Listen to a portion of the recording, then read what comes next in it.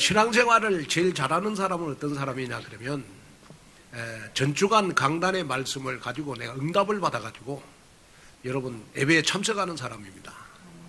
여러분들의 얼굴을 보니까 지난 한 주간들 여러분 이 시대에 진정한 그리스도인이 바로 여러분이 아닌가 싶습니다. 그래서 여러분들은 승리하셨습니다. 왜냐? 이 시대의 진정한 그리스도인이 여러분들이니까. 그래서 오늘 나는 이 시대의 진정한 그리스도인으로서 하나님 앞에 예배에 집중해야 되겠구나. 여기에 결단을 내리고 오늘 예배드리는 그러한 여러분들이 됐으면 좋겠습니다. 우리가 창세기 12장 1절에서 3절에 보니까 하나님은 저와 여러분들을 이 시대의 복의 근원이라고 했습니다. 복의 근원이라는 말은 이 시대에 하나님은 저와 여러분들을 하나님의 자녀로 부르셔서 복댕이로 삼으셨다. 자, 그런데 왜 우리가 복댕이가 됐느냐? 그러면 로마서 6장 23절에 보니까 죄 삭슨 사망이라고 그랬어요. 아니 여러분, 죄 안 짓는 사람 한번 들어보세요. 다 죄 짓고 살잖아요. 근데 성경에 보니까 죄 삭슨 사망이라. 아니 왜 내가 지금 사망 가운데 있어야 되는데 왜 내가 복의 근원이 됐느냐? 왜 내가 지금 복덩이가 됐느냐? 죄 삭슨 사망이라고 했는데 여러분 궁금하지 않으십니까? 여러분들은 사망 가운데 있는 여러분이 아니고 여러분들이 이 시대에 복의 근원이 됐어요. 왜 그러냐? 그러면 죄 삭슨 사망이에요. 여기에 죄는 여러분 자범죄를 말하는 게 아니고 원죄를 말하는 겁니다. 하나님 떠난 죄. 하나님 떠난 죄. 자, 여러분 예수님이 저와 여러분들의 과거, 현재, 미래의 모든 죄 문제를 해결하기 위해서 예수님이 십자가에서 피 흘리셨어요. 히브리서 9장 22절에 보면 피 흘림이 없는 즉 사함이 없느니라. 예수님이 십자가에 흘리는 피는 저와 여러분들의 저주, 재앙, 여러분 지옥의 문제를 해결하는 피였어요. 예수님의 십자가의 피는 저와 여러분들의 과거, 현재, 미래의 모든 죄 문제를 해결한 여러분 피였어요. 예수님의 십자가의 피는 여러분 저와 여러분들을 사망에서 여러분 복댕이로 만들어주는 여러분 피라는 사실을 여러분 마음속에 담으셔야 돼요. 그래서 여러분 구약에서 피는 뭘 말하는 것이냐 그러면 생명을 말하는 거예요. 생명. 자, 그러면 그러기 때문에 우리가 죄 용서를 받기 위해서는 과거, 현재, 미래의 모든 죄 용서를 받기 위해서는 그 누구가 생명을 바쳐야 돼요. 그 누구가 생명을 바쳐야 돼요.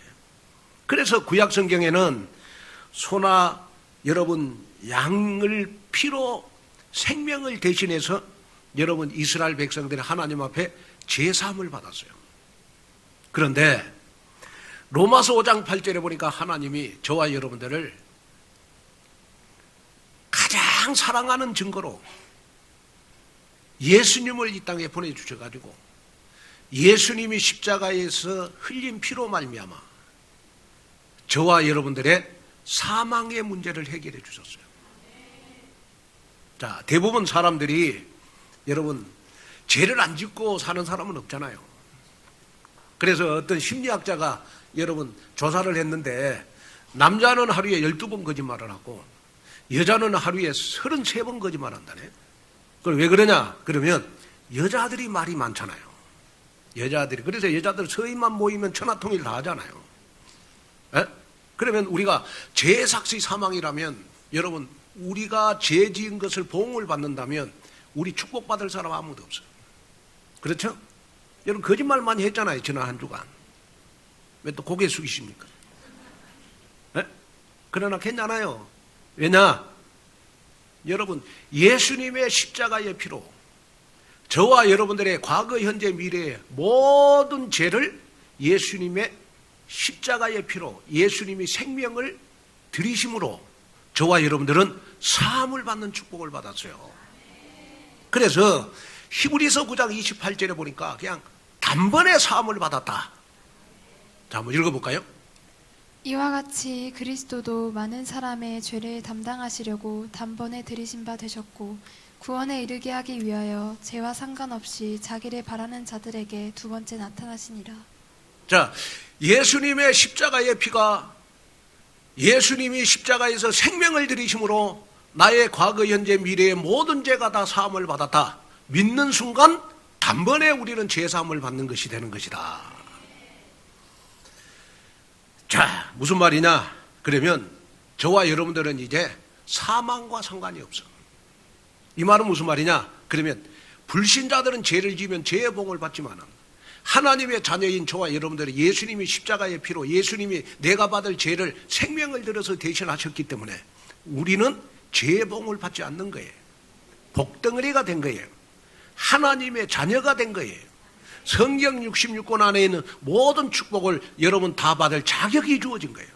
그래서 여러분 무더운 여름에 우리 좀 어깨 펴고 정말 얼굴에 좀 여러분 미소를 띠면서 우리 살아가야 될 이유가 여기에 있지 않겠습니까? 그래서 여러분들은 이 시대에 여러분 복덩이가 된 거예요. 너는 복의 근원이 될지어다. 여러분 이 응답을 가지고 우리가 여러분 예배를 드리셔야 돼요.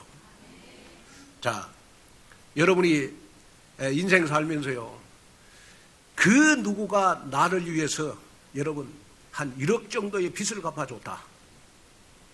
여러분 그 사람 평생 잊을 수 있어요? 못 잊잖아요. 저는 지금도 잊을 수 없는 것이 제가 이 신학교 다닐 때 저를 위해서 등록금 한번 내주는 집사님, 지금도 제가 기도해요. 지금도 기도한다니까요. 내가 신학교 다닐 때 등록금을 못 내고 있을 때 저를 위해서 등록금을 내준 집사님 지금도 기억하고 지금도 내가 기도하고 있다니까요. 너무너무 여러분 은혜가 감사해가지고. 무슨 말이냐? 여러분 사망 가운데 있는 나를 하나님은 여러분 사망에서 생명으로 옮기는 귀한 축복과 은혜를 줬다요. 그래서 저와 여러분들은 이제는 죄의 봉하고는 상관이 없다. 아멘. 그래서 왜 예수님이 십자가에서 여러분 사망 가운데 있는 나를 복의 근원으로 삼아 주셨느냐? 이유가 있어요. 뭐냐? 전도 선교하라고. 전도 선교하라고. 여러분 그 예수가 그리스도 모든 문제 해결자 되시잖아요. 왜 예수님이 십자가에서 여러분 저와 여러분들의 모든 문제 해결해 주셨을까요? 전도 선교하라고. 맞잖아요. 전도 선교하라고. 그래서 전도 선교는 구원의 감격과 감사가 넘치는 사람이 할 수 있는 거예요. 그러면 우리 온누리 교회는 여러분 구원의 감사와 감격이 넘치는 여러분들이 바로 이 자리에 앉아 있지 않겠습니까? 그래서 우리 온누리 교회는 여러분 세계복음하는 교회입니다. 저 고향이 전라남도 여수인데 제가 KTX를 딱 여수 가는 표를 끄라고 딱 타고 있으면요, 기차 안에서 아무것도 안 해도 시간 되면 여수 도착해요. 기차 안에서 아무것도 안 해. 뭐만 하느냐? 음료수 마시고 먹을 것만 먹는데 시간 되면 여수 도착하더라고. 무슨 말이냐? 여러분이 온누리교회, 세계복음하는 온누리교회 안에 있으면 우리 교회가 세계복음하는 교회니까 여러분들은 지금 세계복음화 열차 속에 있는 거예요. 전도 선교 속에 있는 거예요. 그러니까 하나님 앞에 여러분 감사하지 않겠습니까? 그래서 여러분이 마음에 담아야 될 거는 뭐냐? 아, 그렇구나. 저주받아야 될 나, 재앙 속에 있어야 나, 지옥 갈 수밖에 없는 나를 위해서 예수님이 생명을 들여서 나를 해방시켜 주셨구나. 여기에 감사해서 내가 평생 할 일이 뭐냐? 선교를 해야 되겠구나. 그래서 전도라고 하는 것은 뭐냐? 그러면 내국인들에게 복음을 전하는 것이 전도고, 선교가 뭐냐? 외국인들에게 복음을 전하는 것이 선교예요, 선교. 그래서 저는 늘 하루하루요, 하나님의 은혜가 너무너무 감사한 거예요. 고린도전서 15장 10절에 보니까요, 그러나 내가 나된 것은 하나님의 은혜로 된 것이니 내게 주신 그의 은혜가 헛되지 아니하여 내가 모든 사도보다 더 많이 수고하였으나 내가 한 것이 아니오 오직 나와 함께 하신 하나님의 은혜로라. 여기 보니까 내가 나된 것은 뭐요? 하나님의 은혜로다. 여러분이 지금 예배드릴 수 있는 거 다 하나님의 은혜다. 어젯밤에도 여러분 심장마비로 죽은 사람이 여러분 많이 생겼을 겁니다. 어젯밤에도 자살한 사람들 많이 생겼을 겁니다. 그러나 여러분들은 어제 잠을 잘 주무시고 오늘 여러분 예배드릴 수 있는 것, 여러분 모든 것이 다 하나님의 은혜인 줄로 믿습니다. 여러분들의 생명이 그냥 있는 것 같은데 다 하나님이 지켜주셔서 여러분들이 숨을 쉬는 거잖아요. 하나님의 은혜잖아. 심장은 하루에 자그마치 10만 3,680여 면을 뛴다고 합니다. 우리 심장이. 또 우리 몸속의 혈액은 놀랍게도요 하루에 2억 7천 킬로미터를 달린다고 합니다. 우리의 심장이. 또 우리는 하루에 숨을요 무려 2만 3,040번 여러분 숨을 쉰다고 합니다. 우리가 열심히 운동하고 수고해서 심장이 그렇게 여러분 잘 뛰어주고 우리가 달리라고 해서 혈액이 그 먼 길을 달려주기 때문에 여러분 우리가 지금 살 수 있는 것이고 여러분 우리가 수고도 하지 않았는데 우리의 폐가 잘 움직여가지고 여러분 우리는 하루하루를 살아갈 수가 있잖아요. 그리고 더 놀라운 것은 뭐냐? 우리는 하루에 두뇌 세포를 자그마치 700만 개를 가동하면서 산다는 거예요. 그런데 이걸 하나님이 여러분 내 생명을 지켜주지 않으면 여러분 우리는 하루하루를 살 수가 없잖아요. 그래서 여러분이 하루하루 살아갈 수 있는 모든 삶 속에 느껴야 될 것이 뭐냐? 모든 것이 다 하나님의 은혜다. 모든 게 하나님의 은혜니까 정말 하나님이 가장 기뻐하는 걸 내가 해야 되겠구나. 그것이 바로 선교적 삶을 사는 그리스도인입니다. 선교적 삶을 사는 그리스도인. 자, 그래서 오늘 제목이 뭐냐? 선교적 삶을 사는 그리스도인.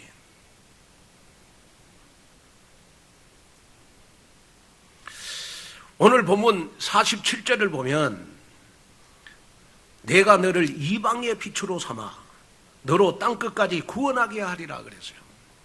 하나님이 우리를 하나님의 자녀 삼으실 때 그냥 하나님의 자녀로 삼는 게 아니고 저와 여러분들을 이방의 빛으로 삼아주셨다. 자, 이방의 빛이라는 말은 무슨 말이죠? 불신자들의 빛으로 우리를 불러주었다. 이방의 빛이라는 말은 무슨 말입니까? 불신자들을 전도하기 위해서 우리를 불러주셨다. 이방의 여러분 빛이라는 말은 무슨 말입니까? 여러분 베드로후서 2장 9절 불신자 앞에 우리는 왕같은 제사장으로 불러준다. 그 다음에 이방인의 빛이라는 말은 여러분 이사야 62장 6절에 12절 종일종야 불신자들을 지키는 파수꾼으로 우리를 불러주셨다는 거예요. 그래서 여러분 아무리 모자라고 부족해도 여러분이 하나님의 자녀라는 확신만 있으면 여러분들이 이 시대의 이방인의 빛이다.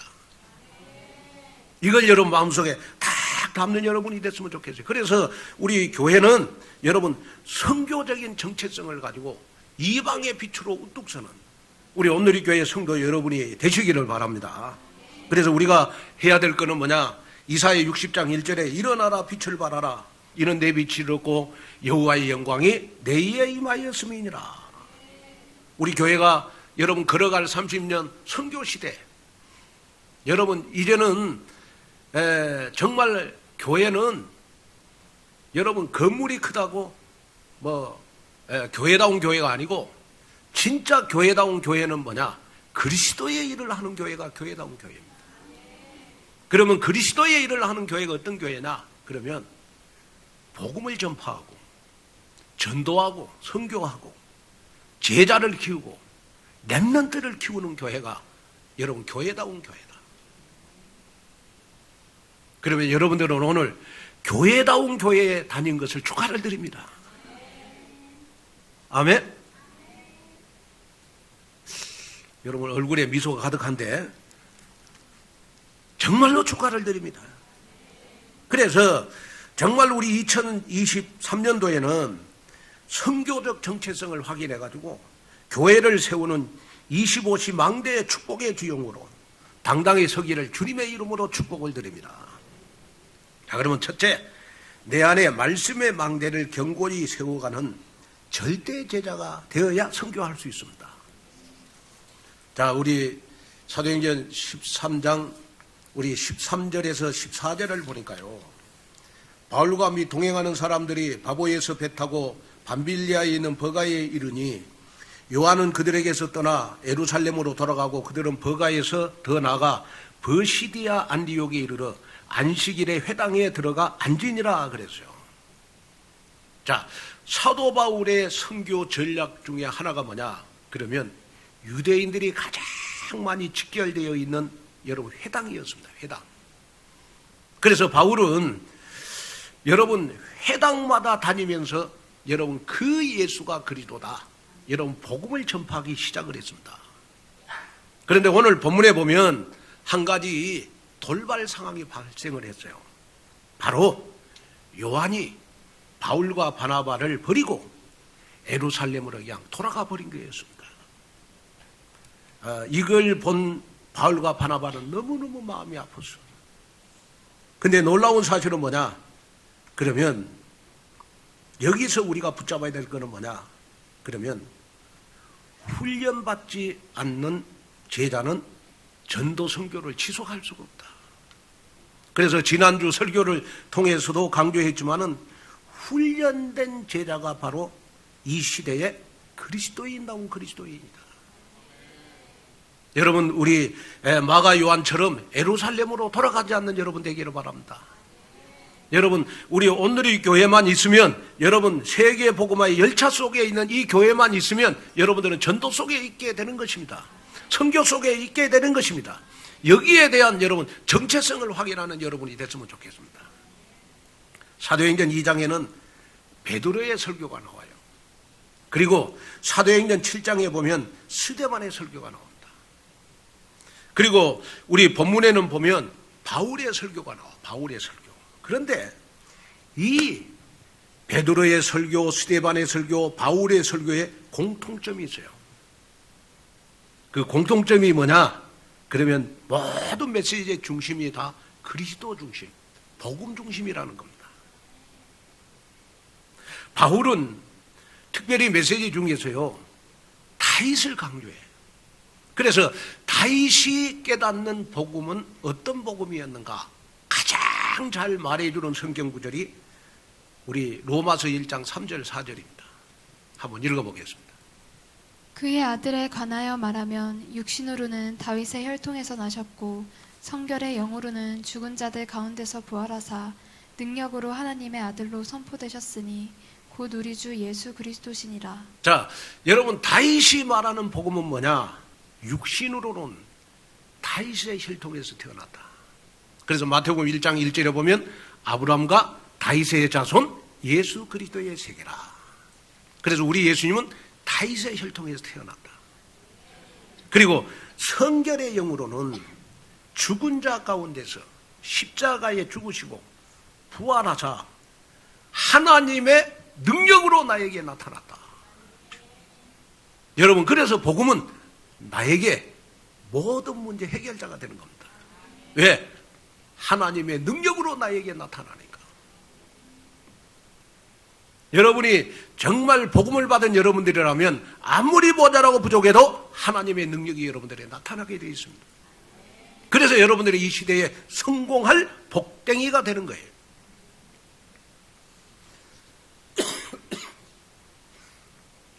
그래서 인간의 어떤 행위나 노력으로 우리가 여러분 구원받는 게 아니고 로마서 1장 17절에 보니까 오직 의인은 믿음으로 말미암아 살리라. 우리는 인간의 노력으로 구원받고 행위로 구원받는 게 아니고 여러분 그 예수가 그리스도 되심을 믿음으로 구원을 받는다. 그래서 오늘 본문을 보니까 바울이 전도를 하는데 또 선교를 하는데 어떻게 선교를 했느냐? 그러면 바울만의 메시지를 가지고 여러분 선교를 했어요. 저는 정말로 여러분이 전도 선교하고 싶으면 영전 메시지를 가지고 있어야 된다. 또 여러분이 정말로 전도 선교하고 싶으면 여러분 강단 메시지를 가지고 있어야 된다. 한 문장, 한 단어, 한 성경 구절. 그리고 여러분이 정말 나의 메시지가 있어야 된다. 나의 메시지. 나의 메시지. 그리고 정말로 여러분이 선교하고 싶으면 나의 선교지가 있어야 되는 것이다. 나의 선교지. 제가 한 일본이라고 하는 나라를 제가 맡아가지고 거의 한 9년을 제가 섬겼어요. 일본이라는 나라를 한 나라를 맡아가지고 제가 9년을 섬겼습니다.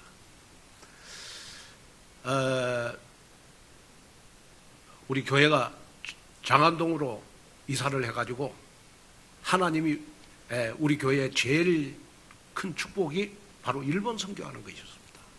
제가 어느 날 이 미국을 갔다가 오는데 하나님 앞에 기도를 했어요. 하나님, 내가 지금까지 한 40개국을 선교로 다녔는데 이 나라 저 나라 선교하지 말고 나에게도 한 나라를 주십시오. 한 나라를 선교할 수 있는 한 나라를 나에게 주십시오. 그렇게 간절히 기도하고 한국에 돌아왔어요. 그리고 뒷날 제가 핵심을 갔는데 유 목사님이 저를 불러가지고 나고야의 이종우 선교사님을 도와라요. 예? 그리고 그때부터 이제 제가 나고야를요 거의 매달 한 달에 한 번씩 갔어. 한 달에 한 번씩 갔어. 한 달에 한 번씩. 그래가지고 일주일 동안 강의를 제가 여러분 25시간을 했어. 그것도 모자라니까 여러분 나고야 갔다가 그 다음에 오사카 갔다가 그 다음에 오카야마 갔다가 그 다음에 후쿠오카 구마모토. 목사님 지금 뭐 지역을 저렇게 일본말을 하는데, 그래가지고 일본 여러분 전 지역을 다니면서 제가 전도학교부터 시작을 해요. 제가 너무 그 자부하는 거는 뭐냐, 뭐 다른 지역은 이렇게 교회가 세워졌지만은 일본에요 오카야마라고 하는 지역은요 제가 처음 가니까 전도학교 3명부터 시작했어요. 3명과 시작했는데 일본 사람들이 모여가지고 여러분 교회가 세워지고 또 전도신학원이 세워지고 선교사 훈련이 세워지고. 그런데 놀라운 사실은 뭐냐 그러면요, 한 번도 제가 일본을 200번을 넘게 왔다 갔다 했는데 시간이 지연돼 갖고 비행기를 못한 적이 없어요. 근데 한 번은 비행기를 못할 뻔했어요. 제가 너무 피곤해 가지고 동경에서 나리타까지 가는 신칸센을 탔는데요, 세상에 중간에 갈아타야 되는데 그냥 피곤해서 그냥 잡은 거야. 그래가지고 공항을 지나갔어. 그러고 눈을 뜨고 보니까 이상해. 그러고 내려가지고 뭐 못하는 말 해가지고 다시 이제 나리타 공항을 딱 가니까 탑승 40분 전이야. 1시간 전에 가야 되거든요. 1시간 전에는 여러분 짐을 붙여야, 짐이 없으면 괜찮은데 짐을 붙여야, 1시간 전에 짐을 붙여야 여러분 외국에서는 여러분 비행기를 탈 수 있어요. 그래서 딱 가니까 짐 붙일 거 있고 하는데 딱 40분 전이야. 그래서 제가 하나님께 기도했어요. 하나님, 내가 꼭 복음 전하는 목사가 일본에서 제일 귀중한 목사 아닙니까? 그러잖아요. 일본에 많은 여러분 대통령도 있고 국회의원도 있고 사업가도 있지만은 하나님이 보실 때는 제가 제일 중요한 목사 아닙니까? 복음 전하니까. 내가 이 공항에서 하나님 제일 중요한 목사인데 제발 비행기 타게 해주세요. 그래가지고 기도를 했더니 하나님 나한테 지혜를 줬어요. 인포메이션 안내하는데 딱 갔는데 일본 여잔데 말이요 한국말을 잘해. 그래서 제가 질문을 던졌어요. 내가 중요한 사람인데 꼭 이 비행기를 타야 된다. 그러더니 내 얼굴을 딱 보더니 진짜 중요한 사람이죠. 진짜 중요한 사람이죠. 그래서 진짜 중요한 사람입니다, 내가. 그랬더니 내 얼굴이 아마 굉장히 기특하게 보이는가 봐, 부하게. 에? 그래가지고 그 인포메이션, 그 안내하는요, 도우미가요, 폰을 딱 치더라고. 폰. 어디다 전화를 딱 해. 그랬더만 한 5분 딱 있으니까요, 장애인 휠체어 있잖아, 장애인 휠체어. 장애인 휠체어가 내 앞에 딱 서는 거야. 그러고 나보고 타라는 거야, 빨리. 그러고 나는 모르고 막 탔어요. 탔더니 막 게이트도 그냥 모든 거 그냥 막 여권만 보이면 다 통과 해가지고 비행기를 딱 탔는데 출발 25분 전에 내가 탔어. 여러분, 우리 박수 한번 쳐야 되는 거 아닙니까? 아멘. 우리 하나님 너무 멋있잖아요. 그래가지고 여러분 비행기를 탔다니까요. 한 번은 제가요, 동경에서 강의를 하고 나리타까지 가야 되는데 우에노역에서 갈아타야 돼, 나리타까지.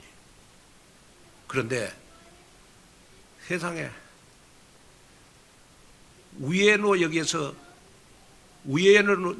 표를 딱 끊으면서요, 지갑 여권을, 여러분 우에노역에다가 딱 그 자판기 위에다가 딱 올려놓고 내가 나리타까지 갔네. 그래가지고 비행기 티켓팅을 딱 하려다 보니까 여권, 지갑이 없어. 짐도 다 붙였어. 짐도 다 붙였어. 아니, 그래서 제가 또 이렇게 기도를 했죠. 그랬더만 또 어떤 여자분이 지나가는데 보니까 한국 사람인 것 같아. 그러고 내가 말을 거니까 한국말을 잘하더라고요. 보니까 지배인이야, 지배인. 아시아나. 다른 사람을 만났으면 못할 건 지배인을 딱 만난 거야. 내가 타는 비행기가 아시아나거든요. 그러고 내가 사정을 이야기해서 그랬더만 짐을 빨리 빼더라고. 그래서 제가 선교사한테 전화를 했어요. 내가 아무래도 지금 여권, 지갑을 잊어버렸다. 좀 선교사님이 좀 이렇게 한번 가봐라. 그래가지고 제가 우리 박동수 선교사님을 보냈어요. 그래가지고 저는 이제 뭐 어디 움직이려고 해도 돈이 있어야 움직이지. 그리고 나리타 공항에 딱 갇혀있고 세상에 한 1시간 반 되니까 선교사님한테 전화가 왔어요. 목사님, 지갑 여권은 찾았는데, 지갑 여권은 찾았는데 본인이 와야 준답니다. 본인. 일본 나라가 그런 나라입니다. 절대 남에게는 중요한 거 안 줘요. 일본이라는 나라가. 본인이 와야 된답니다. 그러면 제가 움직일 수 없는데 어떻게 하겠습니까? 그래서 제가 그 박동수 선교사님을 나리타 공항까지 오라 그랬어요. 그래가지고 나리타 공항에서 둘이 만나갖고 또 우에노역까지 가서 제가 여권 찾고 지갑 찾아가지고 제가 나리타 공항에 가서 또 표를 다시 끊어가지고 제가 한국에 왔어요. 무슨 말이냐? 세상에 선교하니까 하나님이 지갑도 안 잊어버리도록 하시고 여권도 안 잊어버리도록 하나님 완벽하게 지키시라는 거예요. 무슨 말이냐? 그러면 하나님이 가장 기뻐하는 일을 하니까 하나님이, 그래서 저는 지금도 그 잊을 수가 없어요. 무슨 말이냐? 여러분, 오늘 하나님 내가 선교 전도 때문에 나의 메시지를 주시고 정말 237 나라 가운데 나에게 한 나라를 주십시오. 그래가지고 제가 그 일본이라는 나라를 제가 맡아가지고 한 200번을 왔다 갔다 하면서요, 지금은 일본 정부에서 허락한 신학교까지 세웠잖아, 신학교. 그리고 지금은 일본 선교사들만 캠프를 해도 여러분 시스템이 다 돌아가도록 다 만들어놔. 저는 그걸 생각하면 너무 하나님 앞에 감사한 거예요. 아, 그렇구나. 하나님이 정말 갈릴리 출신인 나를 동경대학 나온 신학생들을 가르칠 수 있도록 은혜를 주셨어. 여러분, 서울대학 들어가기 힘들죠? 그죠? 일본의 동경대학은 더 들어가기 힘들어요. 그런 동경대학 나온 사람을 내가 신학교에서 강의를 했다. 너무 감사하잖아요. 그러면서 제가 마음속에 담고 있는 것이 뭐냐, 그러면 하나님 앞으로 우리가 걸어갈 30년 선교 시대에 70제자 237명의 장로를 세워가지고 한 나라를 담당할 수 있도록 은혜를 주십시오. 이걸로 제가 기도하고 있습니다. 그러니까 오늘 예배드리는 여러분들은 앞으로 우리가 걸어갈 30년에 237명의 장로가 내가 돼야 된다. 그런 믿음 가지고 저와 함께 우리 말년을 우리 선교하면서 우리 인생 보내면 되겠다. 여기에 같이 응답을 받는 그러한 여러분들이 되셔서 정말 교회를 든든히 세워가는 그리스도의 절대 제자 되시기를 주님의 이름으로 축복합니다. 자, 둘째는 선교적 삶은 하나님의 은혜 받는 망대를 세워야 됩니다. 자, 우리 사도행전 13장 42절 43절 한번 읽어볼까요? 그들이 나갈새 사람들이 청하되 다음 안식일에도 이 말씀을 하라 하더라.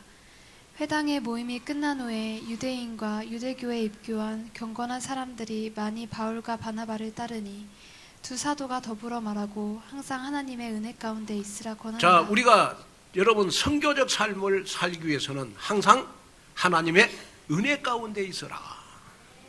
하나님의 은혜 가운데 있어라. 바울과 바나바가 버시디 안디옥에 해당해서요 복음을 증거했을 때 두 가지 반응이 나왔어요. 방금 있는 말씀처럼 하나님의 말씀에 은혜 받는 사람이 있었고, 오늘 45절에 보니까 복음을 거부하고 반박하고 비방하는 사람들이 있었습니다. 이때 바울과 바나바가 복음을 박해하고 복음을 반박하고 복음을 거부하고 복음을 비방하는 사람들을 위하여 담대하게 하나님의 말씀을 선포합니다. 그 말씀이 사도행전 13장 46절 48절입니다. 바울과 바나바가 담대히 말하여 이르되 하나님의 말씀을 마땅히 먼저 너희에게 전할 것이로되 너희가 그것을 버리고 영생을 얻기에 합당하지 않은 자로 자처하기로 우리가 이방인에게로 향하노라. 주께서 이같이 우리에게 명하시되 내가 너를 이방의 빛으로 삼아 너로 땅끝까지 구원하게 하리라 하셨느니라 하니 이방인들이 듣고 기뻐하여 하나님의 말씀을 찬송하며 영생을 주시기로 작정된다는 답이 있더라. 자, 우리 하나님의 말씀을 찬송하며 영생을 주시기로 작정된 자는 답이 있더라. 이 말 앞에 내가 너를 이방의 빛으로 삼았다. 너로 땅끝까지 구원하게 하리라 하셨느니라. 저와 여러분이 온누리교회에서 신앙생활하는 순간 하나님은 여러분들을 이방의 빛으로 삼아주셨다. 그래서 237 나라를 살리라고 하는 사명을 줬다. 하나님은 이방의 빛을 이스라엘을 선택해서 하도록 했어요. 그런데 이 이스라엘이요 잘못된 선민의식에 빠져가지고 하나님의 뜻과 계획과는 다르게 전도 선교를 하지 않는 여러분 선민의식에 빠져가지고 청개구리의 삶을 살았어. 그러다 보니까 이스라엘 백성들을 하나님은 노예로 포로가 되게 하고 속국이 되게 하고 600만 명에 이르는 유대인이 학살을 당하고 여러분 2000년 동안 전 세계 디아스포라가 되고, 그런데도 아직까지 이스라엘은 깨닫지 못하고 있는 것입니다. 그래서 이스라엘을 못 깨달으니까 하나님께서 이방의 빛으로 저와 여러분들을 부르셨다는 겁니다. 그래서 여러분 복음은 여러분이 꼭 알아야 될 것이 뭐냐 그러면 복음은 흐르는 물처럼 다른 것으로 계속 흘러가는 것이 복음의 능력입니다. 그래서 복음을 거부하는 쪽이 절대 손해인 거예요. 오늘 사도행전 13장 49절에 보니까요 주의 말씀이 그 지방에 두루 퍼지니라. 여러분 저 팔레스타인 풀 한 폭이 나지 않는 사막에서 시작한 복음이 여러분 지금 복음이 들어가는 나라마다 전 세계 선진국이 다 됐잖아요. 말염을 통해서 태어난 예수님이 여러분 세계를 다 장악했잖아요. 왜? 복음은 그 누구가 막을 수가 없어. 계속 강물처럼 여러분 흘러가는 것이 바로 여러분 복음의 능력이잖아요. 그래서 복음의 특징은 절대 머물러 있지 않는다는 사실을 우리가 보아야 될 것입니다. 자, 사도행전 13장 49절에 두루 퍼진다, 두루 퍼진다, 이 말은 무슨 말이냐? 그러면 헬라어에 보니까 디에페네토라고 하는 말입니다. 미완료 과거인데 복음의 확산이 일시적인 현상이 아니라 지속적으로 일어나는 것을 의미하는 겁니다. 디에페네토라는 말은 지속적으로 일어난다. 일어난다. 지속적으로 물 흘러가듯이 흘러가는 것이 바로 여러분 복음의 능력이라는 겁니다. 본문에 보면 유대인들이 유대교로 개종한 기부인들과 그 신의 유력자들을 선동해가지고 바울과 바나바를 쫓아냈지만은 복음을 막을 수가 없어요. 바울과 바나바는 계속해서 새로운 현장에 여러분 망대를 세워가게 된 겁니다. 핍박이 와도 여러분 복음은 더욱 왕성해지고 또 복음을 받은 자들의 삶 속에는 항상 기쁨과 성령이 충만했던 것입니다. 여러분 이번 우리 ORC를 통해서 우리 봉화산 캠프를 통해서 영생을 주시기로 작정된다는 다 믿더라. 이것이 우리의 현장 체험이 돼야 되고 저와 여러분들의 정체성은 뭐냐? 나를 하나님이 선교하라고 이방의 빛으로 하나님이 나를 부르셨다. 그래서 모든 성도 여러분들이 강단의 말씀이 떨어지면 그 말씀을 붙잡고 무조건 돈키호테형처럼 여러분 직진하는 여러분이 됐으면 좋겠어요. 그래서 모든 성도 여러분은 앞으로 걸어갈 30년 동안 저와 함께 선교 시대에 정말 237 나라를 선교하는 현장의 망대를 구축하고 언약적 도전에 올인을 하고 또 이 시대에 다른 사람하고 여러분 클래스가 다른 그러한 삶을 사는 여러분 되시기를 주님의 이름으로 축복합니다. 자, 결론으로 말씀을 마치려고 합니다. 우리가 자주 쓰는 말 중에 끝내준다라는 말이 있습니다. 끝내준다. 한번 따라해 볼까요? 끝내준다. 자, 끝내준다. 자, 이 말은 무슨 말이죠? 탁월하다. 어떤 일을 뛰어나게 잘한다 라는 뜻입니다. 음식의 맛이 탁월하면 야, 그 음식 끝내준다. 또 어떤 곳에 경치가 뛰어나면 아, 저 경치 끝내준다. 자, 그러면 이 끝내준다는 말을 사람에게 적용을 하면 어떤 분야에서 뛰어나게 잘한다는 의미가 담겨져 있잖아요. 무슨 말이냐? 우리 온누리교회는 다른 것을 끝내주는 게 아니고 전도 선교하는 걸 끝내주게 잘하는 교회, 제자 키우는 걸 끝내주게 잘하는 교회, 우리의 렘넌트들을 서밋으로 키우는데 끝내주게 잘하는 교회, 이것이 바로 여러분 우리 교회의 사명이 아니냐 싶습니다. 그래 하나님이 보실 때 야, 온누리교회는 진짜 끝내주는 교회다. 오늘 이 말씀을 여러분 사명으로 받는 여러분이 됐으면 좋겠습니다. 아, 그렇구나. 온누리교회는 그리스도의 일을 하는데 끝내주는 교회구나. 그래서 하나님 앞에 최고로 인정받고 70제자로 237 나라 중 한 나라를 담당하는 중직자 장로로 또 이방의 빛으로 237 치유 서밋으로 멋지게 서시기를 주님의 이름으로 축복합니다. 기도하겠습니다. 하나님 아버지 감사를 드립니다. 오늘 또 귀한 말씀을 듣고 선교적 삶을 사는 그리스도인이 되게 도와주옵소서. 정말 선교하기 위해서 전도하기 위해서 나의 메시지를 갖게 하시고 한 나라를 담당할 수 있는 축복을 주옵시며 정말 그리스도의 일을 하는데 끝내주는 교회, 끝내주는 교인들 되도록 축복해 주옵소서. 예수님의 이름으로 간절히 기도하옵나이다.